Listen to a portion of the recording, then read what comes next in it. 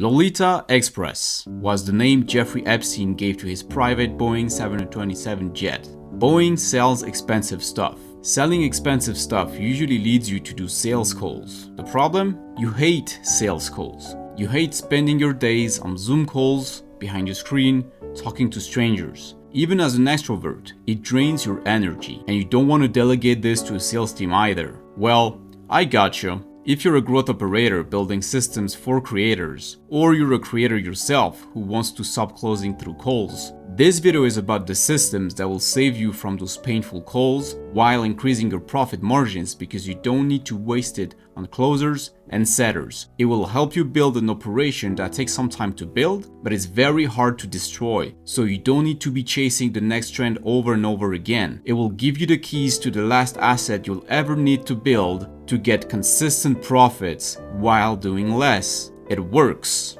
and we'll go over what your offer needs to look like, how to set up sales flows instead of sales calls, and the small daily habits you need to sustain this. In order to explain why I came up with this and how, I'm just going to tell you my rags to riches to misery story, alright?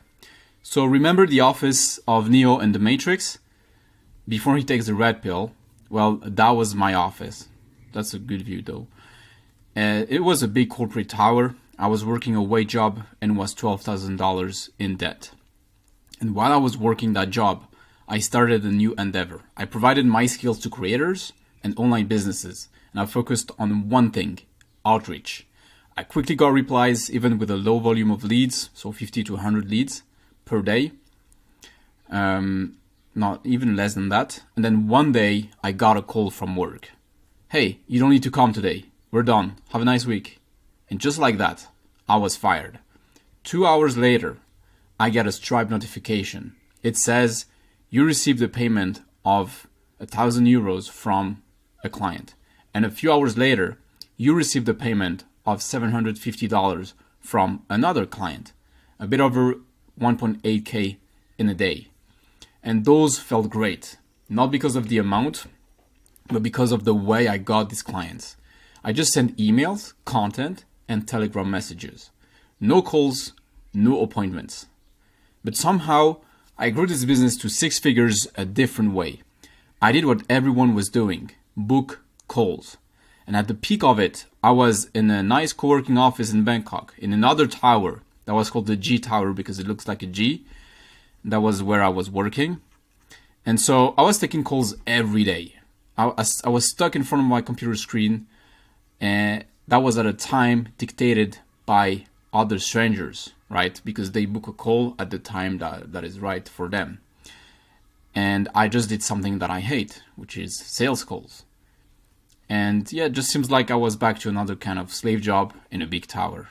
That was it, even though the tower was cool. So I lost myself again, and it took time to figure out why. Because doing calls is normal, right? And if you don't want to do them, you can still delegate them, right? Sure. But it didn't feel right for me. I didn't want to grow my business on the foundation of escaping things I don't like. I wanted to build it in a way that benefits all parties, clients and providers, which is myself. So I went back to my old ways and focused on closing without calls, which put my margins back to 90% and over. Sure, it's probably not the best thing short term, but long term, I get peace of mind, an empty calendar only for clients, time spent in high leverage creative activities, and no time spent managing $3 an hour VAs that set appointments with people I don't want to talk to. I believe in time and energy efficiency, because these are the most valuable resources that we have. And maybe because I'm an ENTJ, that's something that I got from the website that talks about this personality, which is the underlying thought running through an ENTJ's mind might be something like, I don't care if you call me an insensitive bastard, as long as I remain an efficient bastard, right? It's all about efficiency. And so I don't want my future clients to waste time on calls when they can get my solution straight away. And I don't personally want to attend calls at times dictated by others, right? This is not why I started entrepreneurship. Otherwise, I would just get a job. And whenever I had a call, I couldn't do intense, deep work an hour before and an hour after. Maybe it doesn't affect you, but transitioning from sales activities to creative activities required me a different state of mind. And that was extremely draining for my brain. On top of that, most cold sales calls set the wrong frame. It makes you pitch for an idea, hoping that it will get accepted and that you will get paid, right? That's a good quote I got from the book. Even when we pitch and win, we lose. We devalue what should be our most valuable offering and set up the wrong dynamics between the client and us. So even if you close the deal, you lose because the expectation is never in your favor. And so closing with calls looks like, hey, I made this thing. Do you want to buy it? It's 5K, but if you get it today, it's only 1.997. Yeah, only 2K. And closing without calls looks like, I made this thing. If you want in, join. If you don't, that's fine. And so remember, stars do not audition. All right. Now, let's talk more about. That was more about the story on why I came up with this. Now let's talk about why it matters in terms of money, in terms of profit, right? And I like to compare vanity revenue versus sanity profits, because revenue is for vanity and profits is for sanity, which means that revenue makes for good screenshots, but profit pays villas and expensive restaurants. So if you're not convinced yet, let's see other reasons why you want to close without calls.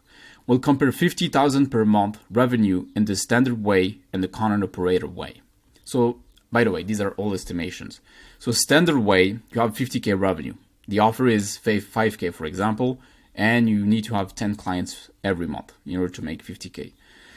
If you use the organic content and inbound calls way, which needs an audience, which is the hardest way to build, then you get around 20% close rate, right? That's an average, which means you need to get 50 calls per month. So 1 or 2 per day, 1.66 calls per day exactly. And let's say one call is an hour, all right? With preparation and all that stuff. That's an hour spent. Out of 50 calls, you're hopefully closing 10. That means 40 calls are a waste of time. 40 hours per month. If you don't do calls yourself, it's going to be the same time managing closers, appointment setters, while reducing your profit. Closers are not going to be as good as you to close people, right? Most of the time. And the best closers, you can't even find them because the best ones just start their own business, right?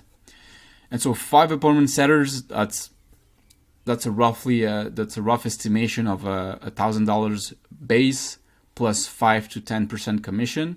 Let's say you have 5 of them, that's 5K, plus 15% times 5, if you have 5 setters, that's almost 4K, and the total is around 8.7K. With 2 closers, it's even more, so around 2K as a base if you want good closers, right? Plus commission, 10 to 50%. Let's use an average here, 25%, and so 4K for the 2 closers. That's a total of 6.5K, with the grand total for the team of 15K, and that's 50% profit before taxes, software subscriptions, because these are always useful with the content operator model. All right. Now that's with an audience that is already sold, right? You still need to either do 40 hours per month of something you hate or delegate it and cut your margins while managing people doing something that you hate, right? It's almost the same thing. Now, cold outreach and outbound calls. So that means you don't have an audience, you just rely on cold outreach, which is even more harder because you're going to have less of a close rate, 10% on average. It's even lower than that, but I'm just using those numbers so it's easier to calculate. And so that means you need 100 calls per month, all right? That's 3 to 4 calls a day, 3.33 exactly. 1 call equals an hour. Out of 100 calls, you're hopefully closing 10. That means 90 calls are a waste of time. 90 hours per month. Same thing as before with the math, right? You're still going to need to manage people. And it's even going to be much harder because the operational structure needs to be different. And so 10 appointment setters, that's around 18K with the same math that I used before. 4 closers, 13K. Total is 30K. So 40% profit before taxes, software, and subscriptions. Now, of course, these are estimations. And as I said, at this stage, you need different operational structures, which isn't bad. I'm not saying this is bad, right? I'm just asking you, is that what you really want, right? Because, of course, we're starting this journey. Maybe we're in it for the money when we get started, but then we pretty much figure out that it goes much beyond that, right? It's not just about the money. It's about the life you want to create. Money is just a tool. So if you want this, if you want your life to revolve around managing those people, then just go with that, and it's gonna work. Now let's use the close without calls way. So 50K revenue, offer is 5K. You have different tiers of customers. For example, you have a lower tier with 30 people paying you 250 a week. You have high conversion rate because it's lower than 5K, and they probably bought a small thing before, for example, a workshop. That's between $1 and $100. You have a higher tier with 3 people paying you 500 per week. That's 2K per month. You have a good conversion rate, again, because they were already paying you and needed something more. They wanted more access to you. And then you have a highest tier with 5 people paying you 750 per week. And that's 3K per month. And same thing, good conversion rate because they already bought something from you and they've already been educated with your content. And so you get weekly recurring revenue, and within these tiers, some people choose to pay in full. You might need a VA to manage the operations and replies to the emails. And that VA might cost 2K per month if you pay him well. In total, that's 2K, and so 96% profit margins before taxes, software, and subscriptions. All right, this is an oversimplification, but it's just to help you see through that lens, right? Now, we're in 2024. Businesses don't need to operate with such inefficiencies when we have the internet at our fingertips. We can plug into our creative abilities to create leverage outcomes for our clients and ourselves. And this is why we close without calls. So next part is going to be the path to closing without calls. So the path to closing without calls. So this whole curriculum is focused on giving you the tools and path to close without calls from an already existing offer, a transformation, right? And this is the path we are going to go through, right?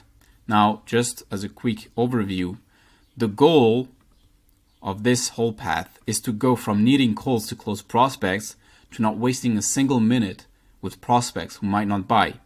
You're not into business just to make money. You're here to get freedom in your own terms. If you're here, your terms imply to not do sales calls because you don't like having to show up at a time defined by another person. You don't want to sacrifice an hour of your day knowing that it might lead to nothing. All right. If you're an introvert, going on sales calls with strangers drains you a ton of energy. And even if you're an extrovert like me, going on sales calls prevents you from doing long chunks of deep work and creative work. And you'd like to spend the least amount of time behind your screen because you want to be active, right? You want to be going in nature. You understand calls are a tool to get immediate feedback and work on a project that implies a team, all right? I'm not against calls. I like calls to actually get stuff done, right? It's a great tool for that, but it's not necessarily a great tool for sales, in my opinion.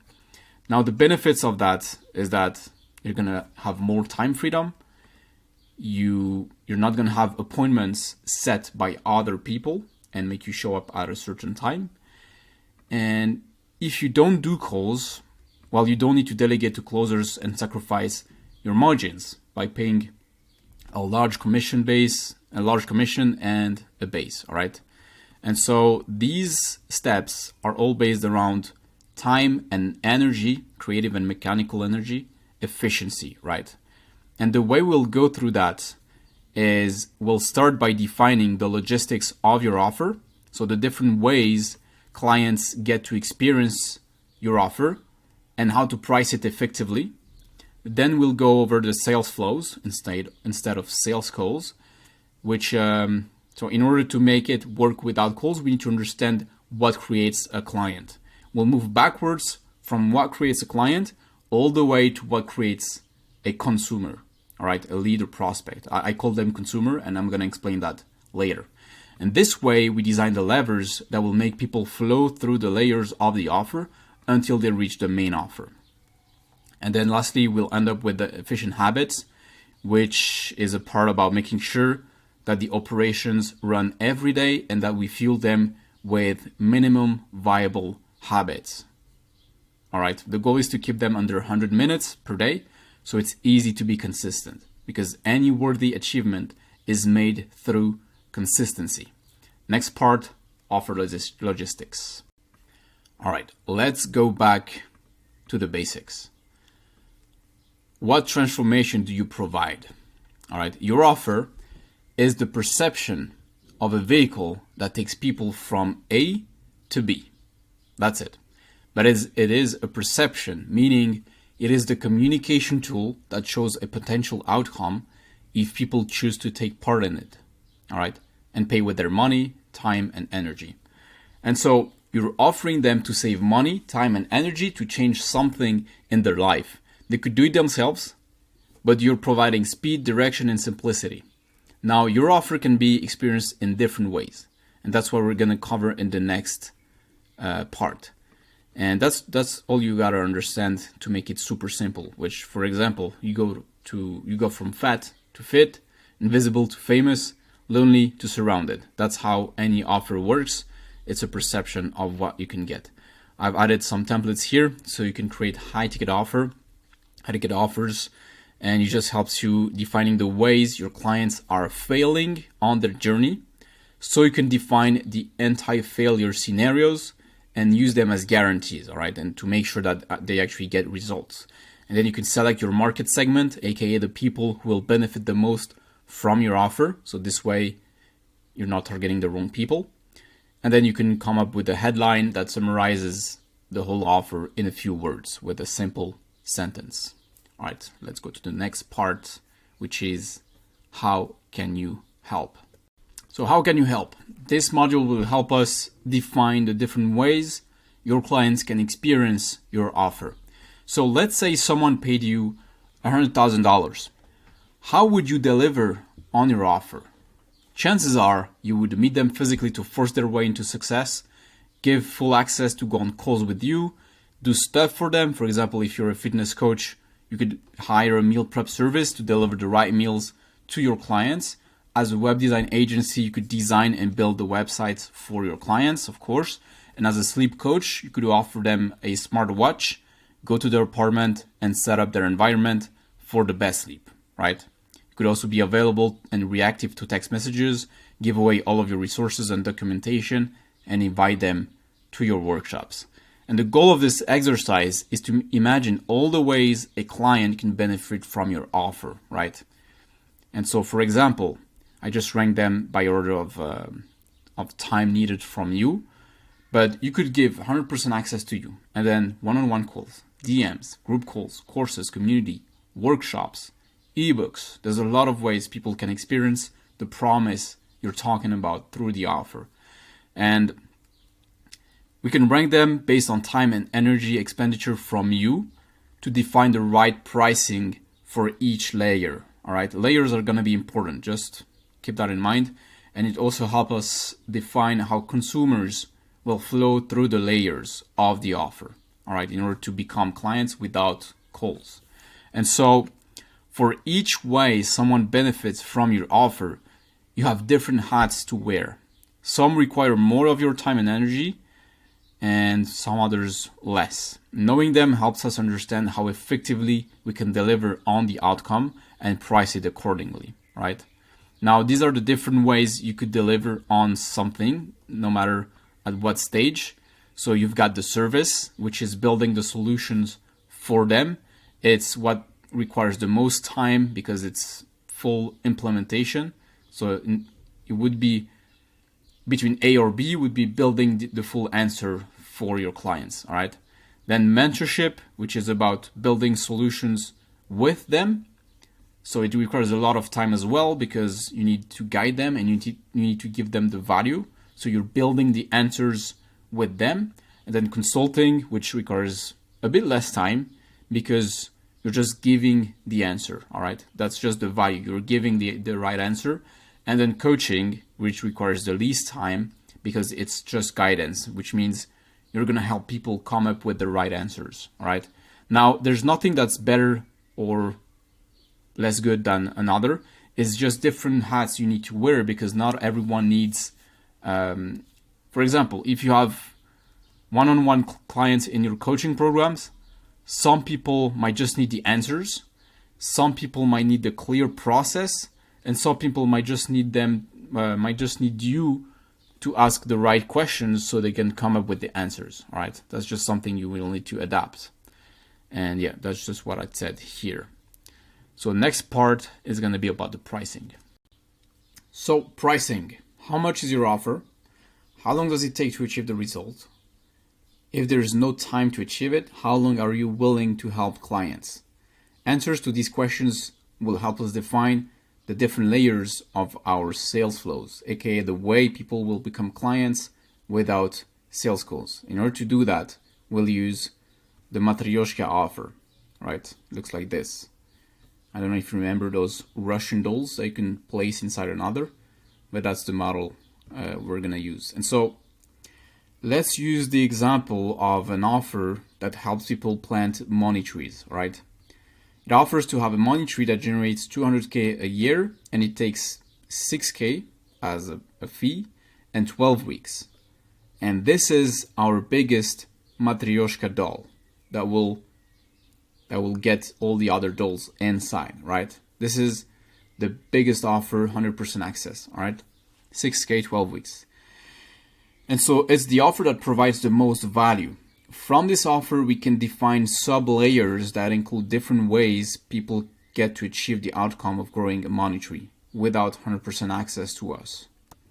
For example, private messages and one-on-one calls or DMs through Telegram, Slack, School, community and courses with, for example, one onboarding call, weekly group calls, courses, community, and workshops and ebooks. These are all ways that people can experience the offer that require less work than the full access. All right, and of course this is what requires the less time. This is a bit more, and this is the most, the blue one. And so something that's important to note here is that every layer of the offer should benefit the clients in the highest tier. All right, it's not just we're not designing lead magnets or webinars. Workshops, ebooks, courses, group calls are all designed to add value to the clients who pay the most, and that's very important. And so at this stage, we have our Matryoshka dolls. By the way, if you don't you don't need to have 4 of them. You just need to cut your offer in layers that make sense. All right, keep it simple. It's just an example. And so we have all of our dolls, and every layer of the dolls, every doll in the biggest doll, is helping people with the same purpose, right? It's the same offer, just different ways to experience it. And so the goal of this is to get people to buy into the lower offer, the lower layers, before they buy into the higher layers. The reason for that is based on this statistic that's found on the Forbes website. Businesses have 60% to 70% chances of selling to an existing customer, while for a new prospect it's just 5% to 20%, which means that there's 3 to 14 times more chances of selling to a customer rather than a prospect who hasn't paid. All right. So this means we need to price this in a way that makes it accessible enough to remove friction. Something I've seen being useful in the space is weekly pricing, because by definition, weekly pricing is 4 times more accessible than monthly because there's 4 weeks in a month. All right. And so here's how we price it. That's just an example again. It's just to help you formulate that pricing. So we start from the main offer's price. All right. This gives us the paid in full incentive price, which, for example, can be a discount of about 20%. All right. So from 6K, I'm going to show the example right after that. So the paid in full incentive is used to get people to pay once instead of every week and reduce churn, because something that's for sure is that a weekly membership will have churn. That's for sure. Just like any kind of membership, whether it's monthly, weekly, daily, whatever.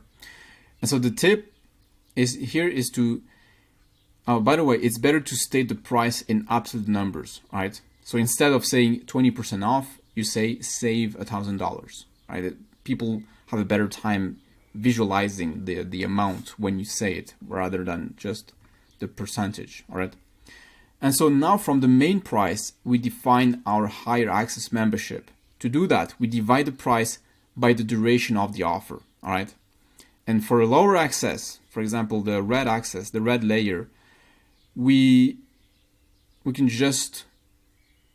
for example, divide the membership fee by 2. And the lowest access, so the yellow one, can be something from $1 to $100. The goal is only to turn prospects into customers. That's it. We don't want to make money out of it. Of course, we're going to make it, but it's just to turn people into customers so we have a better time selling on the other stuff, all right? And of course, this is not a rule. Choose what works best for you. It's just an idea. Now, let's use our example with the money tree. Here's what it would look like. So we've got our offer that's 6K for 12 weeks.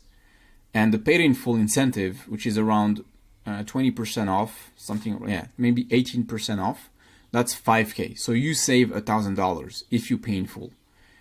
Instead of just paying every week for 12 weeks, you pay in full from the first week or the first weeks. And then that membership here, which gives access to one-on-one calls and private messages, is at 6K divided by 12, that's $500 a week. And then we just divide it by 2, that's $250 a week for the lower access. And then the workshop, which can be anything from $1 to $100, all right? So that's just an example of how you could layer your offer, all right? And this is how you get paid to sell instead of paying setters and closers to sell. Because creating layers of your offer allow people to develop trust for your product and for you. It is what makes them upgrade and buy into higher tiers. And that's something I've been using to multiply client value by 2x and 10x simply by offering something small first and then giving an incentive to upgrade, all right? These are a few examples that you can have a look to.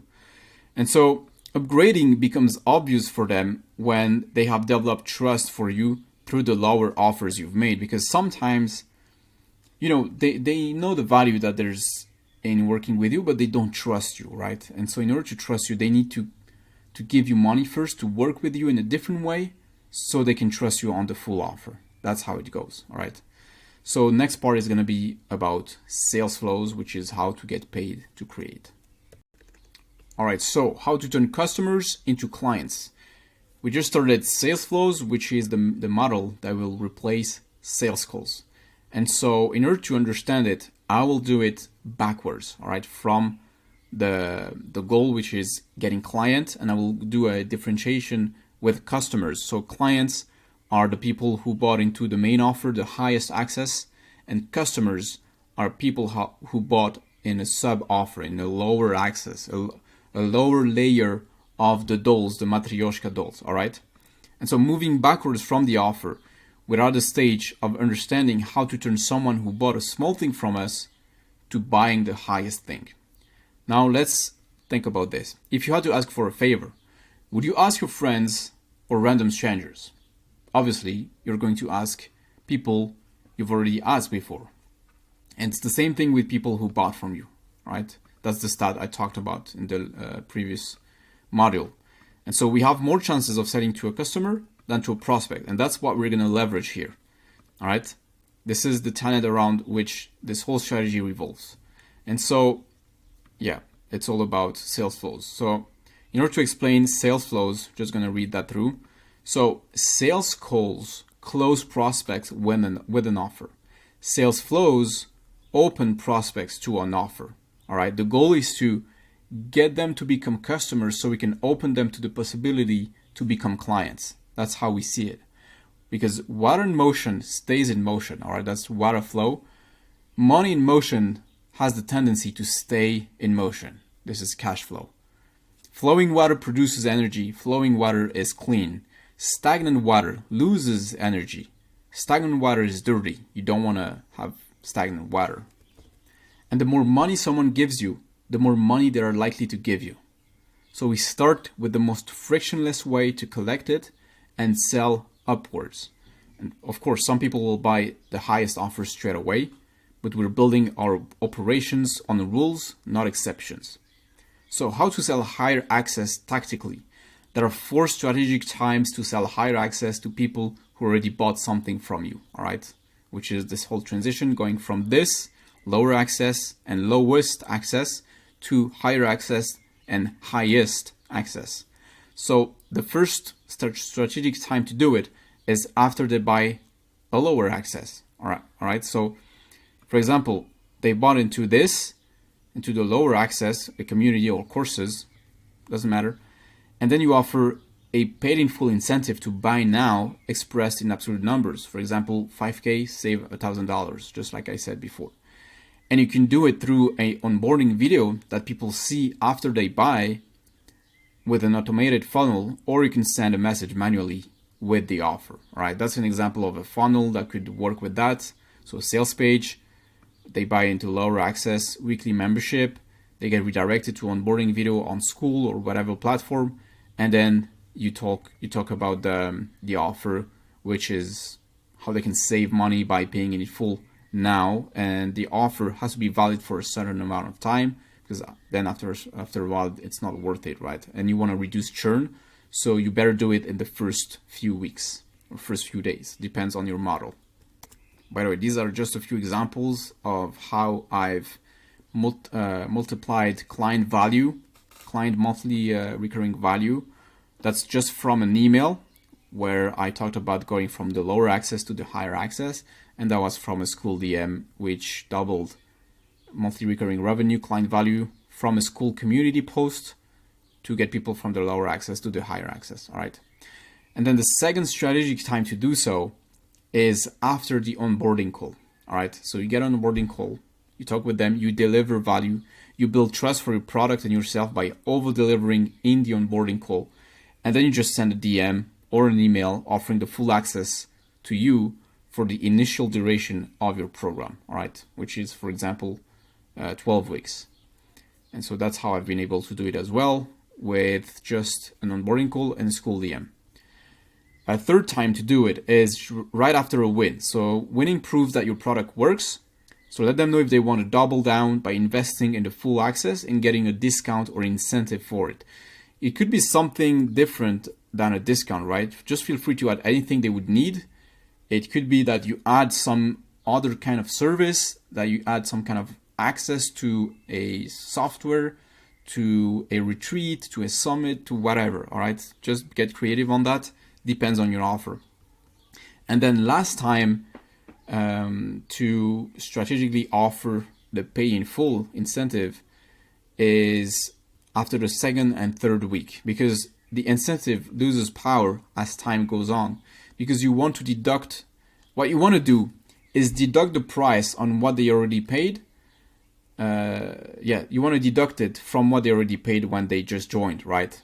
Or when they paid a workshop or the lower access. So it's better to do it ASAP, which is, for example, the second or third week. And also because the risk of churn increases every week or every month if you do monthly membership. So if the incentive is always available, they have no reason to use it now. So you have to make it limited. Now, what to do if I don't have all the layers ready? So all the Matryoshka dolls. So that depends on your current stage, all right? By the way, hit me up in a community post if you want to have a specific strategy on that and you're not sure what to do. But if you're getting started, I would advise you to build your Matryoshka offer from the main offer, all right, this one, with an accessible price, all right? And the rule is this one. Just be generous until you can't handle more work, all right? Until you have too much work to do, and then add friction. Because with this work you're going to do, with this generosity, you're going to get a lot of data. You're going to understand your client. You're going to get much more things to work on, right? And then you can add friction and layers from the most access to the least access and adapt the price accordingly. So you want to go from the main offer to the lower, right? That's what I would advise. Now you can do some hybrid stuff. It depends on your offer again. And what you can do after that is compact the knowledge taken from client work and create asynchronized assets, which are courses, workshops, community. Asynchronized because they don't need you to be synchronized in time, right? People can consume this and it doesn't require you time. That's the cool thing about it. So next part is going to be about turning consumers into customers, which is people who haven't given you money into people who give you money. Okay, we just understood how to turn customers, people who bought a small thing, into clients, people who buy the highest thing. Now we need to understand, always moving backwards, how to turn consumers into customers, all right? And yeah, just how to get prospects to buy their way into our offer without calls. And when I say consumers, I'm talking about prospects or leads.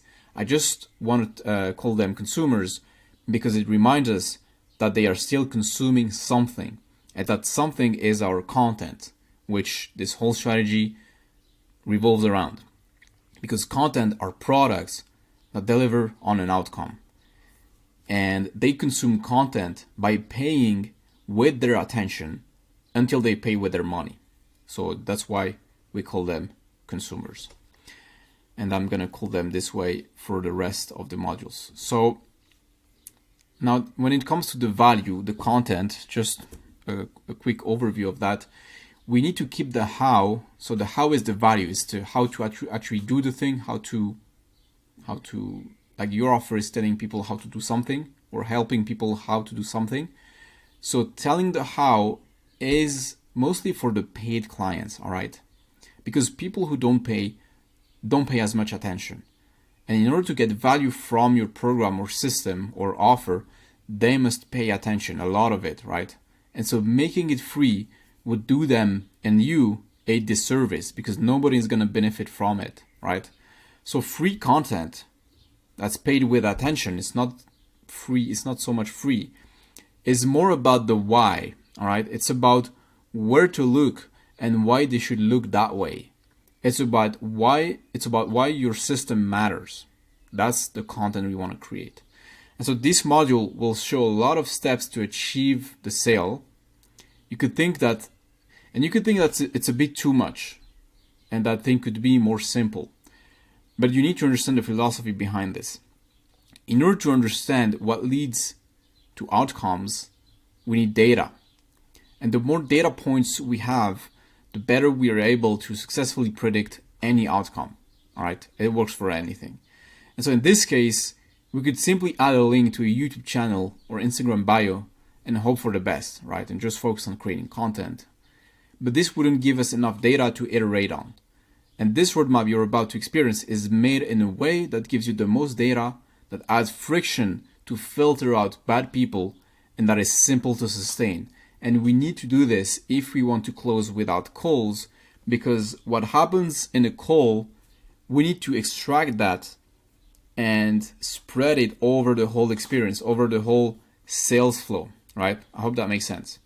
Now, to understand the process, we'll reverse engineer the sales flow from the end goal to the starting point. So we'll go from the sale to the moment people see our content on social media. And so this means that you can read this module from the end, so you can start at the end, even here, like get consumers, and again all the way up, mostly for sales flows. So as I said, this means you can read this module from the end to the start to get the perspective of a prospect entering your funnel from top of the iceberg to the bottom. But we'll go through this process from the bottom of the iceberg to the top so we understand what cause creates the desired effect. All right. And so a customer is created when a consumer pays with money. And this will most likely happen at the lower layers of the offer with the most accessible stuff. So workshops, community, courses. All right. or even services, but you get what I mean. Just the thing that's the most accessible price-wise.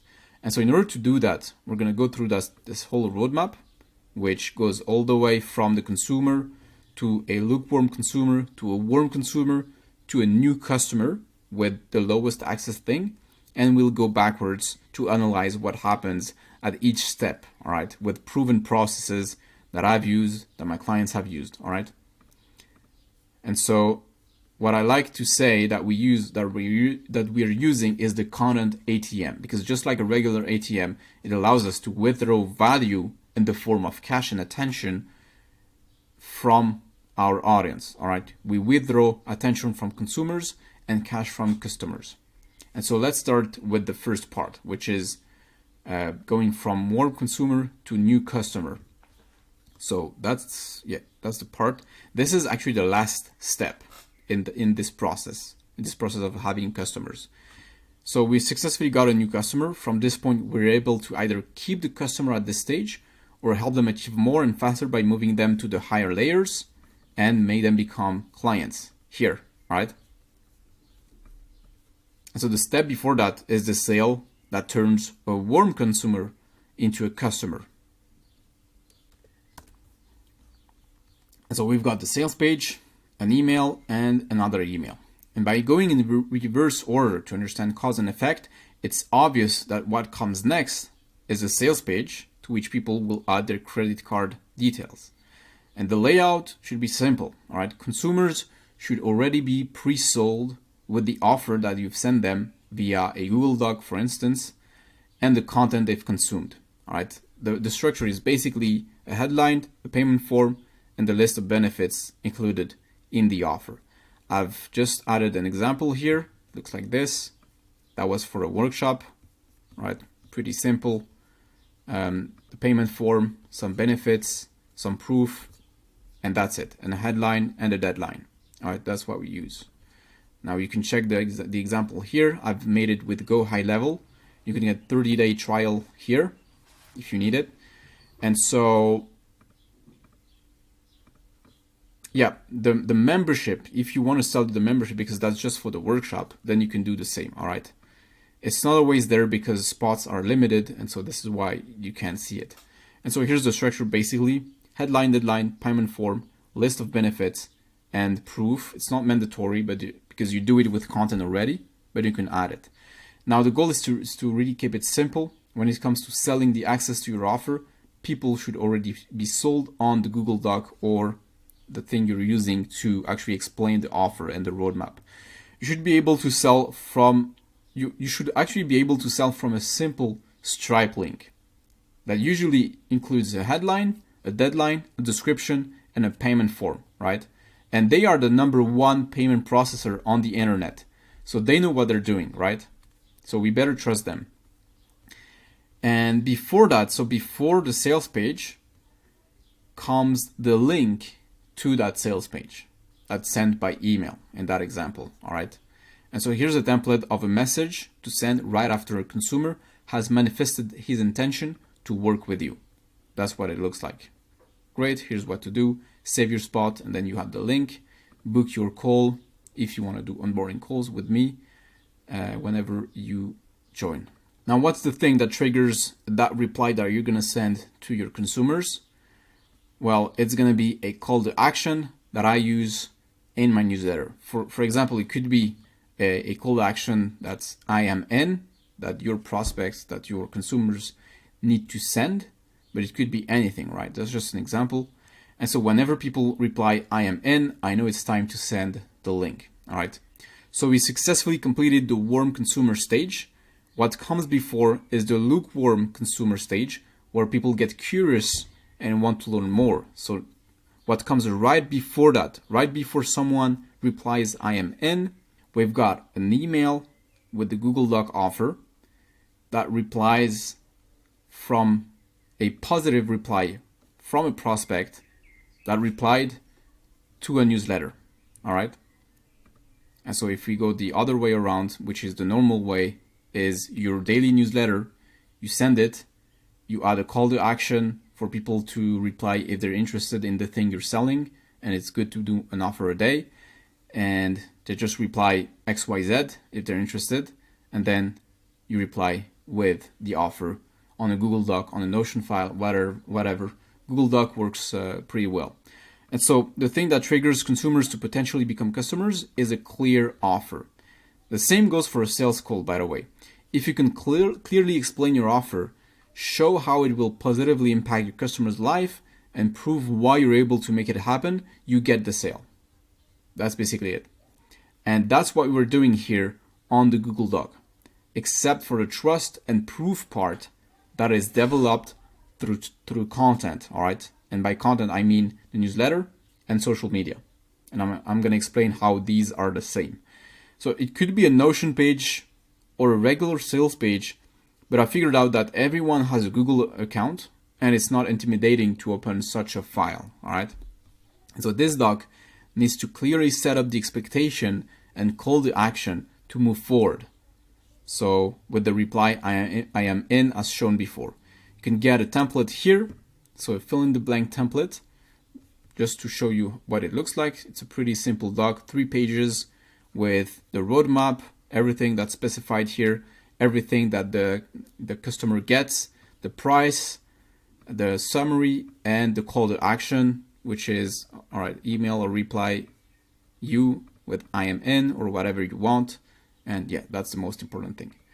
Now, how do you send that doc? All right, you send it through email with a simple email where you add the link. This is what it could look like. There are templates here if you need them. All right, everything is ready to be copied and pasted and changed according to your offer. And so just to give you a bit of precision, this is the thing we're looking at right now. All right. So this is whenever you send a Google Doc. No, this is whenever you need to send a Google Doc.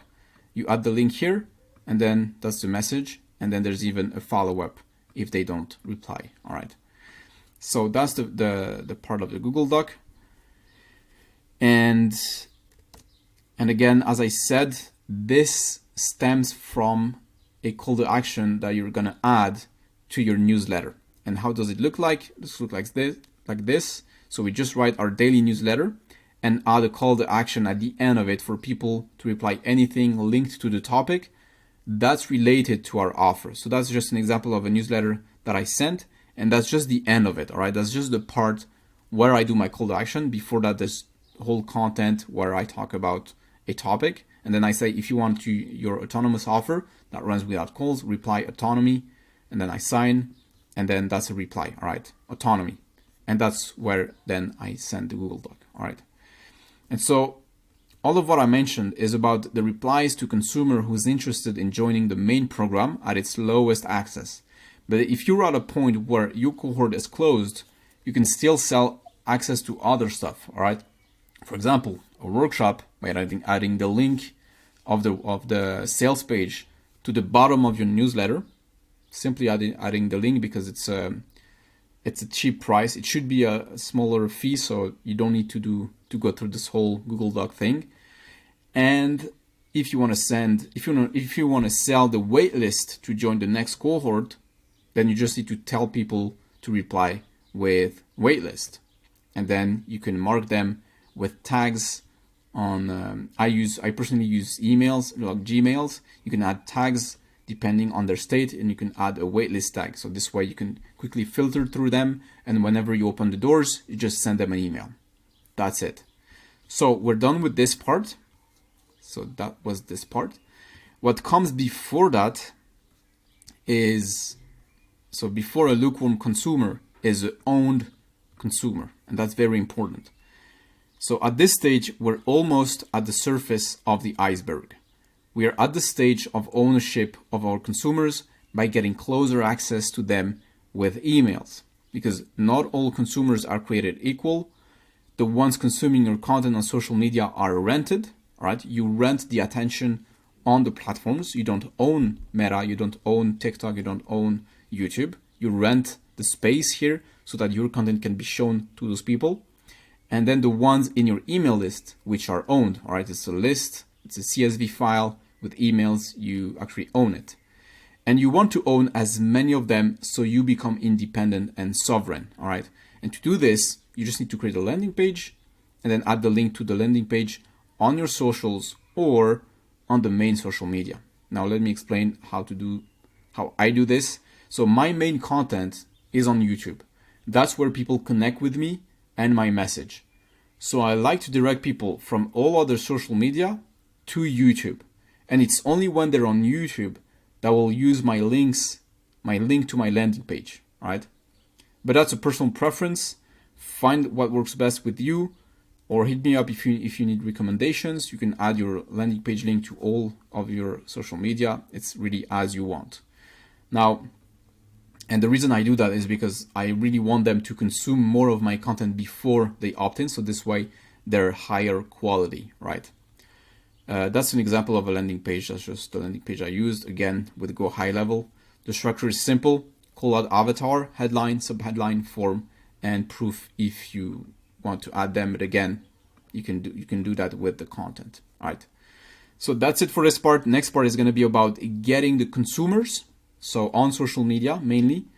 So getting people to pay you with attention only. All right. So we're moving up the iceberg. You've got the resources here if you need them. So we're at the top of the iceberg, which is about getting the consumers and how to write content that attracts them. This is going to be very important. So as I said, the how is for people who paid $1 or more. The why is for the rest. If you give the how for free, they won't value it, they won't use it, because people who pay more attention. So focus on telling why your offer matters, how it has changed your life and the life of your clients, what experiences it brought in your life, and why you wouldn't do it differently. And a lot of different topics. And ideally, you want to do marketing from the offer. For example, here's what client X did last week, not to the offer. If you want more XYZ, buy my offer. All right, that's just a quick visual to show you. Right, you're doing from the offer. Things happen in your offer, within your offer, and then you create content out of it. Right, it's better this way. And so there's a few frameworks to do that. For example, the timer framework, which is about time. So how much time do they save, or do you save? Identity, who do they become? Money, how much money do they make or save? Energy, how much energy do they save? Reputation, what do people think of them? These are all needs that everyone has, and most likely people who have the budget to pay you actually, right? Except money, all questions are made to attract people who are advanced and have the financial ability to invest. Make sure the questions your content replies to are targeting the right profile, or you may attract beginners, right? And working with beginners works if you have a very large audience, most of the cases. An example of a beginner versus advanced topic would be get my first client. Of course, that's for beginners. And advanced would be pay less taxes, all right? Now, another framework is your calendar as a content plan. So just check your calendar. What did the client ask? What did you respond? What process did you go through? How did he change his situation?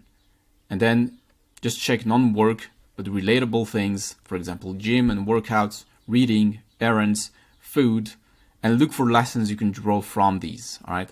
And put them through a business lens, because you can always learn from something, right? And the tip here is to write your content as if you're talking to your existing clients, so you can attract more of them. It will just resonate better. Now, that's the most important part. Efficient content operations. The goal of efficient content operations is to focus on one format, at least the most of the time, and use it in all channels, newsletter, videos, posts. And so the basic framework that gets us paid to create and avoid sales calls is the following. Promote your email list on social media. Promote your products on your email list. That's it. Now I'm just going to dive into that and make it more specific. So that's it. So you have social media that promotes your email list, and your email list promotes your products. And within those parts, you have the frictionless way of promoting things, right? Because if you were promoting your products through social media, it would be you would have less data points, so you wouldn't know how to iterate, how to improve the full sales flow, the sales process. And so I would advise to start with only one platform, but sometimes it only takes a copy and paste to be present on all others. And so this is worth the shot if it doesn't take too much out of your brain power. So instead of posting on one, I would recommend thinking and creating the content for one platform and use it as root content to repurpose to other platforms. All right, you want to transform that content for other social media. I personally think of my content mostly for YouTube first. It's the longest form content and the one that requires the most work. It's also the one that brings me the most results, but has a very slow feedback loop. That's the problem with that. Because it's easier and faster to post 20 tweets than 20 YouTube videos. That's why you want to use other platforms, so this way you can have a faster feedback loop. But I'm going to explain that just after that. So I've been using YouTube as root of content for the coaches and course creators I've worked with as well. It's not only for me, and I've made quite some good results with that. All right, worked with profiles who had big audiences, and I used YouTube as the main thing to repurpose to other social media. And yeah, it generated millions of views cross-platform by using only one content format and transforming it. It would have cost 5 to 6 figures worth of dollars in ad spend, but we managed to do it profitably, right? That was an operation that we did. To do this with ads would be super expensive. Now, how do I tactically create content? Let's get tactical here. So this is an excerpt of my content studio that's here if you need it. It's a large template that I use every day with all of my content ideas. I'm going to show it to you. All right, it looks like this, right? I have long idea, blocks, short idea, writing in progress. Those are the blocks. Those are the ideas that are in progress. Those are the ones who are ready to shoot, ready to edit, editing in progress, ready to upload it, double down. That means it's a video that performed well, archive. And within those blocks, I've got a lot of data. So I've got scripts, and it looks like this, basically. So that's the template that you can actually duplicate. And it looks like this. So each page, each block I create, it's a template. So I just click on new here. So either the plus here or here. And then it creates me with this template with other stuff below, with a lot of different stuff. That's super useful. So basically the main thing in that template is I get the script, because as I told you, I create content for YouTube mainly, all right? And I've got some tools to help me with the storytelling frameworks, the thumbnail, intros, all the stuff. So I write the script that's for YouTube, and then from the script, I cannot write a YouTube script in one morning, right? That's a lot. Maybe sometimes I can do it, but you know, it's creativity. You cannot just force it and have a clear output. So I write my script, and then I take a part of it and use it as newsletter. And then whenever I write the newsletter, it's ready to be sent every day, right? Every day I write it. And then from the newsletter, that's how I get my long form post that I can upload on X, LinkedIn, and Meta. And I just need to add a call to action to join the list, or no call to action because it is actually in my bio, but it's better to add it if the post performs well. And what I do is that I send it 2 days after, because I want to keep my newsletter the most exclusive content, all right? So people get access to it. They get the freshest content. And then from that, I can transform it into short form post, for example, for X, so Twitter, LinkedIn, and Meta posts, like smaller posts with a photo, all that stuff, right? And it just comes from a single script, right? But my focus is on YouTube. And then whenever I'm done with it, I just edit and upload, right? And yeah, as I said, I start with the script, repurpose part of it in the newsletter, which gets repurposed, and then I use it as a small post for X. The template is here if you need it. So now what's the difference between each content? I'll rank them by order of importance and tell what they do, even though it's mostly the same content. So the newsletter, So first thing to write every morning, it converts consumers into customers. So people who pay with attention into people who pay with money.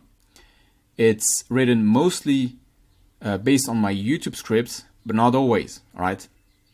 And when I don't base it on my YouTube scripts, I just talk about clients' results, which is a great way to make marketing from the offer. Then YouTube videos, that's another content format which comes from the script that I write. So YouTube videos gets me the consumers that will then turn into customers, all right?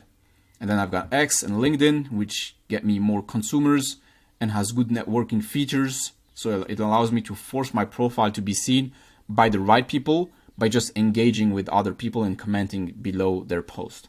And then we've got Meta and TikTok, which just gets me more consumers, more people to watch my stuff. Now, how to make it as efficient as possible? You need to find your natural content creation, the way that feels intuitive for you and frictionless. I've noticed two patterns.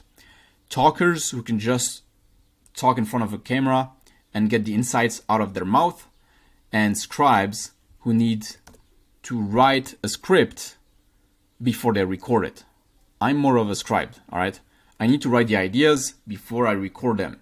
I'll simply write the script, repurpose into other text-based content, and whenever I'm done with the YouTube script, I'll record it by reading it, all right? If you're not a scribe and would rather sit in front of a camera or a microphone and just speak, then use your video or audio file and transcribe it with tools like ChatGPT Playground. You can select the speech to text or some other tool available online. That's the ChatGPT method. So you go to Playground, completions, and here you've got speech to text, but you need GPT-4. So you need ChatGPT Plus. You need to pay $20 for it. But there's a tons of other tools that do the same, all right?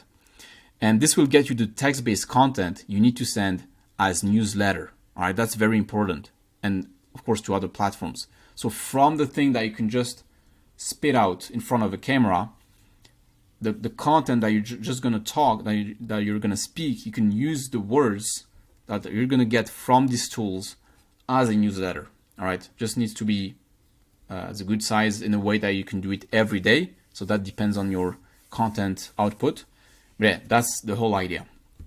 And now, just a quick tip. Because I want my newsletter to be the most exclusive content, as I said, I share it to other platforms only 2 to 3 days after it's been sent to my list. All right, could be more than that, just as you want.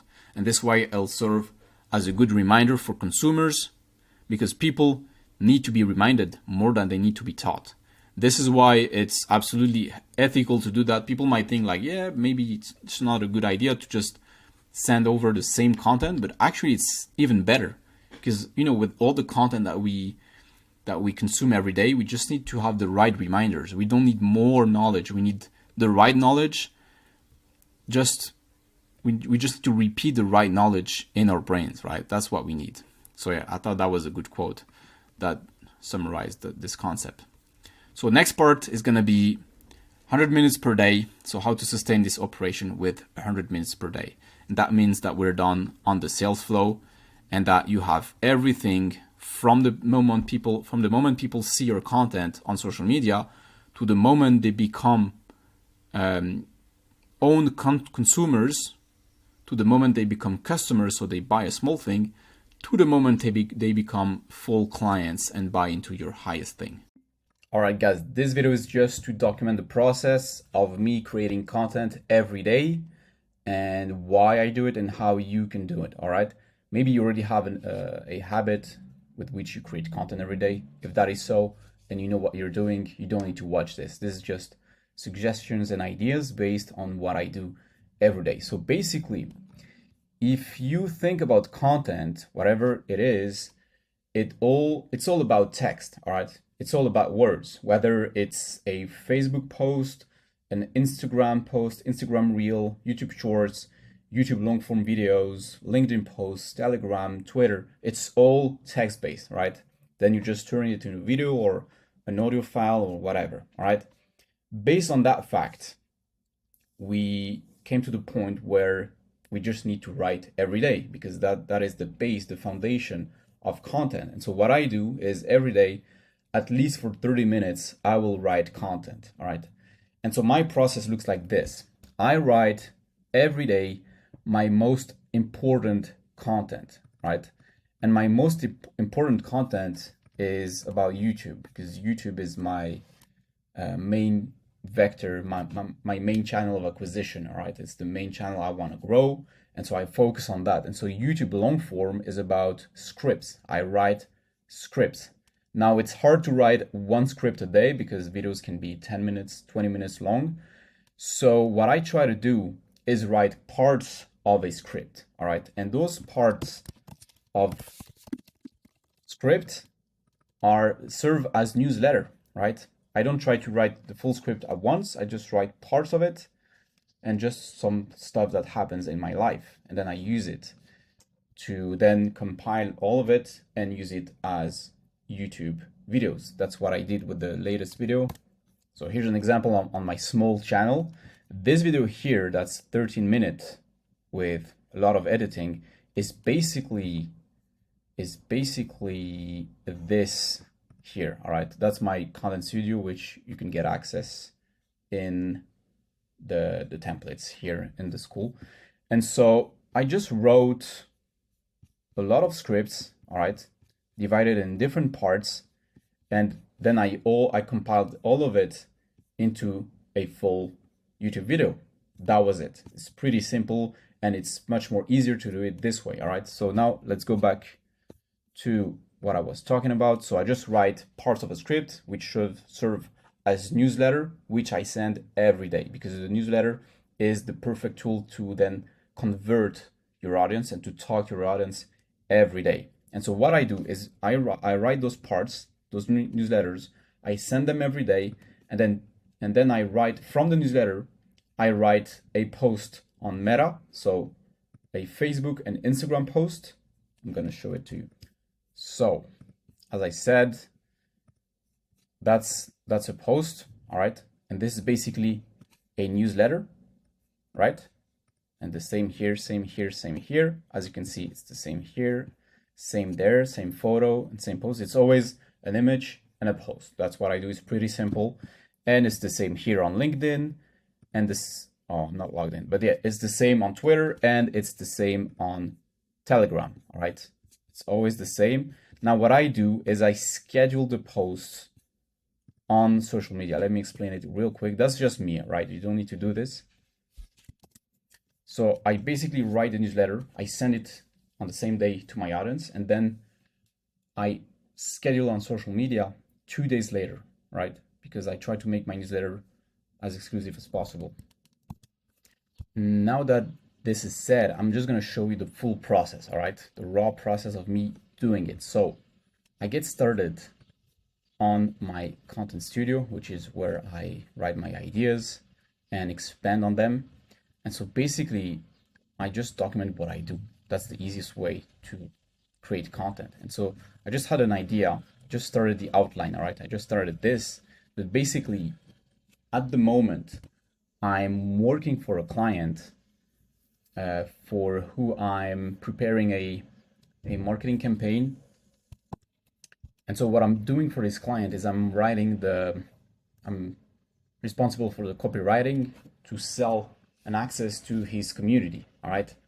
And one thing I came up with is just to talk about a marketing angle that I'm using within that work. So this way I'm just documenting content.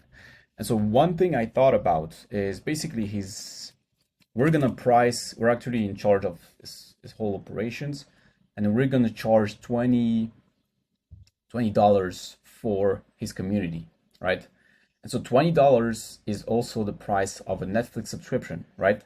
So what I think is just to write about that concept of that copywriting concept of turning something that people have into something that people lack, which is a great angle, because it's easier to sell, right? It's easier to sell something when you just tell someone that, all right, you have this and you can turn this into that desired thing, right? And so I'm just going to write an email on that, which could then later serve as a YouTube script.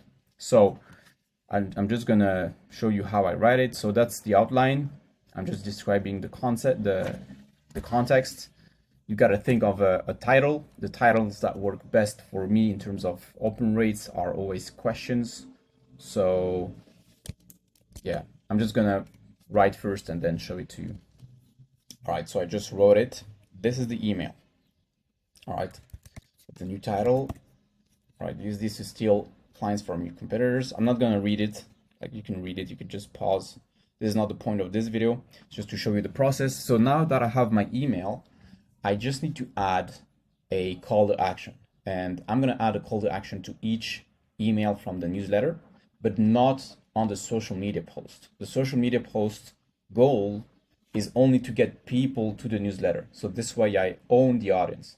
Whenever I'm talking to the owned audience, then I put on call to action to either sell an access to my products or access to the waitlist or any other stuff, right?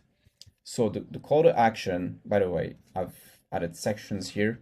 So this is the script I use for YouTube, but then I can write here. What I usually do is I write the call to action here, all right? And I'm just gonna send it right after this email. So the call to action could be anything related to what you do. In this case, I'm gonna soon open the doors to get more people into this thing that I call 30-minute operators, which is exactly what I do. And on top of that, I want to add an engagement group so people just engage with each other. This is what we're doing. So I'm just going to write this real quick. All right, I got my call to action. So this text here, which basically I'm going to add here.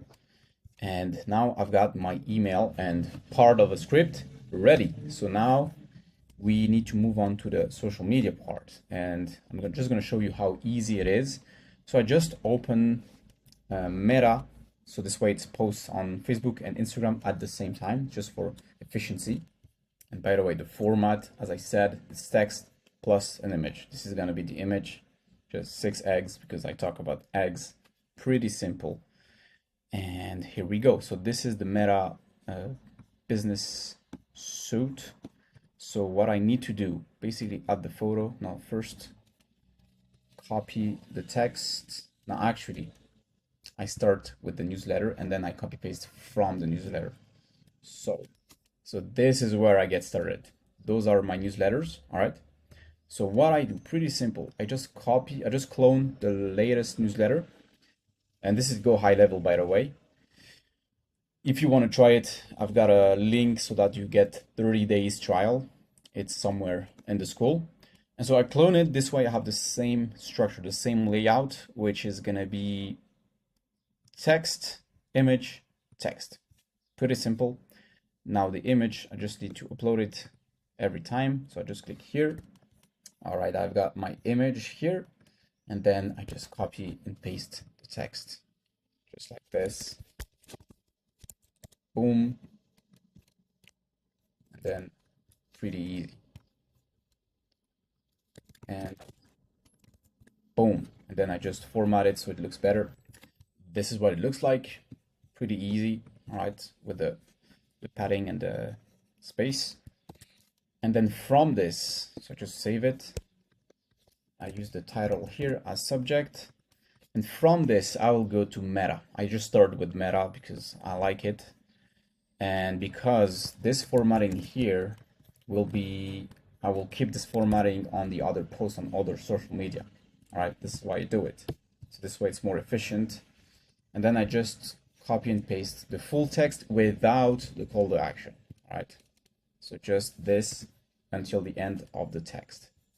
And what you could do here, that's up to you, but you could add a call to action to your newsletter, all right, to the link in the bio or whatever. You do you. So that's the text. Now I just need to add the image. All right, that's it. We're good. You can see what it looks like. All right, that's perfect. Then, as I said, I'm scheduling it, but you don't need to do this. You can post it right away. I like to schedule it 2 days later, so 29. And here on the 29 around 5 p.m. All right, that's it for this post. I'm gonna just click on the button later. Then from this, that's why I keep it here. I'm gonna copy and paste it to LinkedIn. All right, so I just go here, post something new. Then I'm copying the text from Meta and not from the email because it keeps the formatting for some reason. And I just add the image and that's it. Then I schedule it again, 29th, around, yeah, let's say 4:30 p.m. Doesn't matter. Then it's ready to be scheduled. And then I even go on YouTube. Didn't talk about that. I do a community post. So same thing again, copy and paste image and then schedule it for the 29th in the afternoon. All right, then it's ready. And then again, I go on my Telegram channel, which is still small, but I'm growing it as well. It's better to be everywhere. It doesn't cost much, just copy and paste. And I schedule the same thing. So the image right there, again, in 2 days from now, boom, and the text in days from now, boom. And then last thing is going to be about Twitter. So I'm first going to schedule those. So this way, just click on it and here and here. So then we're done with those social media. So Meta, LinkedIn, YouTube, and Telegram. Now we need to upload on X. And what I do with X is a bit different because X has a different format. So I will try to just take a few short form posts from this. All right. So I could take this quote here and use it as a short form post. All right. This could do the job. Let me think. All right. That's a little post I just did. So everybody spent dollars. Everybody is plural. I'm not sure. Spends dollars on something every month. Could be X, random products, or Netflix subscription. What could you ask them to pause in order to try your thing for 1 month? That's just an example. Now we've got our two short form posts, so I will show you how I do it. I'm going back to Go High Level. I'm actually sending this. I'm scheduling it for the afternoon as well because it's better. And then, yo. All right. Then sending to the leads and scheduling it. Just like that. Then I go back to Social Planner. Now you can do it from Twitter as well, from X as well, but I like to do it here so it's less distracting. That's just me. Then I select the account. I will go back here. I will take this one, put it here. And yeah, I could schedule this one as a post, right? Just like this. And then another one, this one with the photo of the eggs. Just like this. And then we've got two X posts. Now you could do longer posts as well. I could post the same one on X, but yeah, depends. Doesn't work the same way on X. Like this image, and here we go. Schedule it again, maybe another time later. Boom. And that's it. It just took 30 minutes. You only see 15 minutes here, but because I pause it. So just 30 minutes of writing, doing a newsletter, and then repurposing it to all the other social media. All right, that's what I just did. And then you can also do like TikTok, YouTube short, and reel scripts if you want to. It works as well. And that's it. So now that's the habit we need to keep every day. Now, if you just want to do one social media, that's up to you. I just advise to do them all if it doesn't take too much of your brain energy. And if it's just a copy paste like I just did, and it just takes 2 minutes per social media, that's fine, right? You better take the advantage out of it. And then just to end that video, whenever I'm done with enough scripts, let me rephrase it. With all the posts I do here, I have something that I call double down and X winner, LinkedIn winner, basically tags that show what kind of posts have been winners, right? Because posting on every platform like that allows you to test your ideas so that you can see how they resonate with your audience on all the platforms. And being on all the platforms just increases your chances of testing your content. And then when you test it, at least that's what I did. I just took the winners and put them in a YouTube script. So this way I'm not engaging myself in a long and tedious work of doing a YouTube video when I'm not sure it's going to succeed, right? When I'm not sure it's going to actually bring value to people. So that's why I think it's a great idea to just be on all platforms. Yeah, as long as it doesn't take too much of your energy. So yeah, that was it for this video. Let me know if you have questions, and yeah, just try to do it yourself. I'm sure it's going to bring you a lot of value. Peace. So that was the full process of closing without calls. Now, this operation running every day compounds over time. With the feedback you get from clients, you can improve every part of the offer and every layer of the matryoshka. And that's how you'll make consumers flow faster into becoming clients, at which point you'll need to increase your rates because you don't have enough supply for the demand. And your organic content operations are running for you consistently. And this is how you're able to make 90% plus profit margins without relying on a team of closers, setters you don't even want to work with, and all that stuff, right? And after you've tested enough organic content, you know what angles work best, so you can use them for ads to get more lead flow if you want, right? You don't even need that, but could be useful if you want to get faster to a certain stage. So yeah, we are leveraged content operators. For each new level we want to reach, we need to build the operations that work for us and make sure we're not relying on our willpower, but on our smooth operations. That's the most important thing, because in my entrepreneur career, I've mostly relied on my ability to just work hard, but that's not how you actually make it, right? When you think of Jeff Bezos, who earns 3.5 mil an hour, he's not working hard for that. Of course he's working hard, but it's not the fact that he's working 14 hours a day, and I don't even think he does that. It's just that he's using the right operations. He's just working on things that will solve problems once and for all. And that's the mindset we should all have. And that's basically the goal of this system, is to solve that problem of needing calls, right? Once and for all. And yeah, that's the mindset. So hit me up so we can discuss the current phase you're in and how to move forward. Thanks for your attention. Thanks for your time, and see you very soon. Bye-bye.